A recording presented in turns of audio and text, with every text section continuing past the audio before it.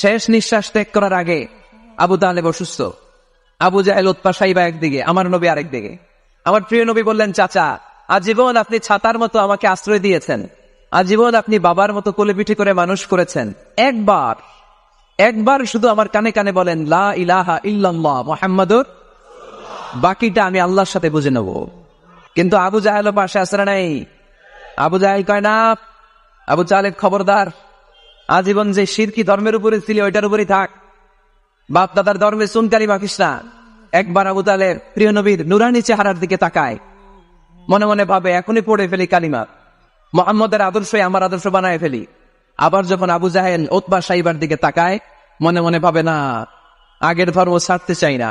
এই দোটানা অবস্থা থেকে শেষ নিঃশ্বাস ত্যাগ করার আগে আবু তালেব এটা বলে মারা গিয়েছে, আলা মিল্লাতি আব্দুল মুত্তালিব, আমি আব্দুল মুত্তালিবের শিরকি ধর্মের উপর থেকে শেষ নিঃশ্বাস ত্যাগ করলাম।